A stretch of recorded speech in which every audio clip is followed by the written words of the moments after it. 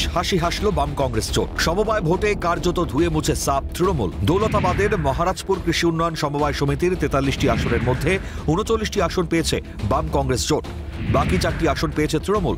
ফলে ওই কৃষি উন্নয়ন সমবায় সমিতির বোর্ড জোটের দখলে। গত ভোটে সিপিএম 43টি আসনে জয়লাভ করে। এবছর ওই 43টি আসনের মধ্যে সিপিএম 21টি আসনে এবং কংগ্রেস 22টি আসনে প্রার্থী দেয়। সিপিএম এবং কংগ্রেস জোট করে দাঁড়ায় তৃণমূলের বিরুদ্ধে। জোটের সামনে কার্যত টিকতে পারল না শাসক শিবির। সন্ত্রাস চালিয়েও ক্ষমতা দখলে রাখতে পারল না তৃণমূল। জোটের পক্ষে রায় দিল কৃষকেরা। জয়ের পর জানালেন কংগ্রেস প্রার্থী দিলওয়ার হোসেন সরকার। বন্ধ হওয়ার পরেও ওরা সন্ত্রাস চালিয়েছে শাসক দল।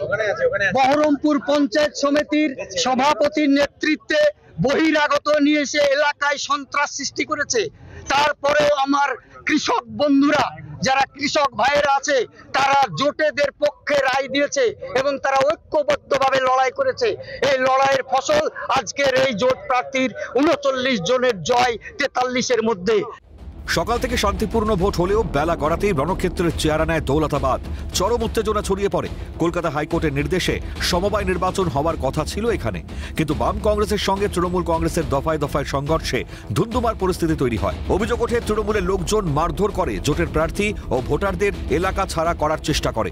তবে দিনের শেষে মহারাজপুর কৃষি উন্নয়ন সমবায় নিজেদের দখলে রাখতে পারল না শাসক শিবির। প্রাক্তন কংগ্রেস বিধায়ক মনোজ চক্রবর্তী কটাক্ষ শানিয়ে বলেন, গ্রামের মানুষ জেগে গেছে। আগামী বিধানসভা নির্বাচনেও এই লড়াই জারি থাকবে। এই জয় আমাদের সকল নেতৃত্ব এবং আমাদের কংগ্রেস দল নেতা অধীর চৌধুরী এবং জনগণ, বাম কংগ্রেস বাম জোট দেখিয়ে দিচ্ছে যে গ্রামের মানুষ টোটাল একদম ঐক্যবদ্ধভাবে এই ব্যভিচারী সরকার, লুটেরা সরকার, চোর, সমস্ত দুর্নীতি পরায়ণদের বিরুদ্ধে এখনই গ্রামের মানুষ জেগে গেছে এবং লড়াই আগামী বিধানসভায় জারি থাকবে। ভিত্তিহীন অভিযোগ বলেই দাবি শাসক শিবিরের। সিপিএম আর কংগ্রেস দুজন মিলিয়ে 0 বিধানসভায় এবং লোকসভাতে কংগ্রেস 1, সিপিএম 0।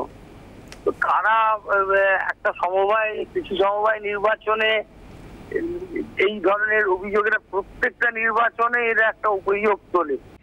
দখলদারির রাজত্ব চালাচ্ছে তৃণমূল, সুর চড়িয়েছে সিপিএম নেতা সুজন চক্রবর্তী।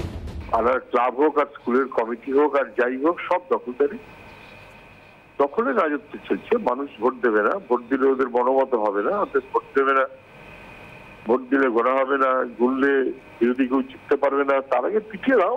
এখানেও তাই, তৃণমূলের বাহিনী এসে যেভাবে হামলা করেছে, আক্রমণ করেছে, পুলিশ তো ছোট জগন্নাথ। গণতন্ত্র প্রতিষ্ঠা করার নামে বিরোধী শূন্য করার চেষ্টা চালাচ্ছে তৃণমূল, কটাক্ষ কংগ্রেস মুখপাত্র সৌম্য আইচের। পঞ্চায়েত থেকে শুরু করে যত আপনি স্থানীয় স্তরে নির্বাচন মানে এই সমবায় নির্বাচন মানে 5 বছরের রিনিউয়াল বটে। আর এটা গণতন্ত্র প্রতিষ্ঠা করার নামে বিরোধী শূন্য করা, গণতান্ত্রিক ব্যবস্থাকে খুন এবং রক্তাক্ত করা প্রধান হচ্ছে তৃণমূল কংগ্রেস।